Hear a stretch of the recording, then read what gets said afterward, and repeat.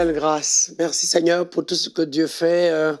Alors, parlant clairement de la liberté, vous savez, c'est important parce que la Bible nous dit dans le livre de 1 Corinthiens chapitre 6, le verset 12 d'abord. Tout m'est permis, mais tout n'est pas utile. Tout m'est permis, mais je ne me laisserai pas, je me laisserai asservir par quoi que ce soit. Alors, en d'autres mots, quand on parle de la liberté, je vais toucher les 2 points. La liberté pour faire ce qu'on veut, non. La liberté pour vivre pleinement l'épanouissement de sa vie. La liberté pour ne plus être esclave. La liberté pour ne plus être dans la peur.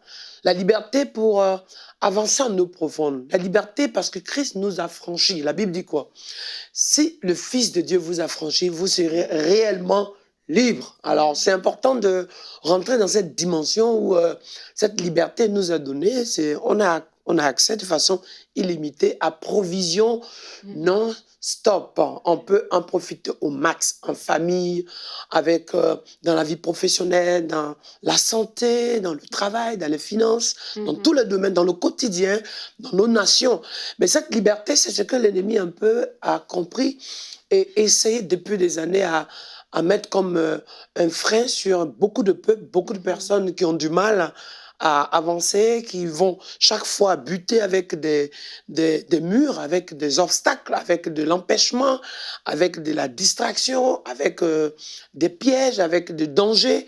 Mais nous allons voir ensemble que Christ est venu dans un seul but. La Bible dit quoi?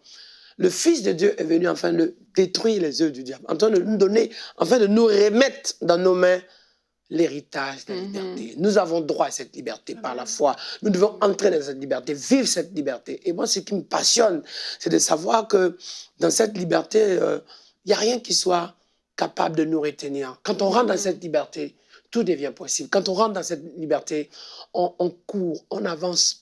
Comme l'apôtre Paul dit, au départ, il dit, je marche avec Dieu. Mais au moment où il s'est levé, il a dit, non, maintenant, je cours.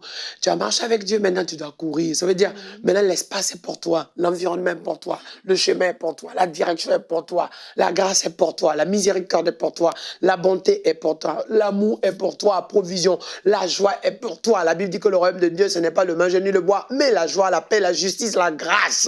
Et dans cette liberté, enfin, ce que tu rêvais en fait, ce que tu avais à l'idée, ce que tu pensais faire, Dieu te donne accès afin de le réaliser, de nager dedans, de plonger dedans. Et dans cette liberté, tu peux dire aux autres, regardez, là où j'étais, ce que je vivais.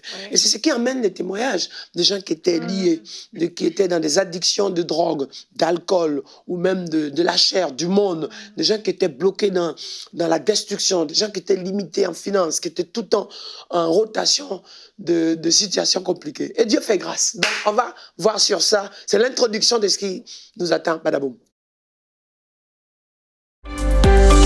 Retrouvez la suite de ce programme dans l'émission Bonjour chez vous sur ENCI TV.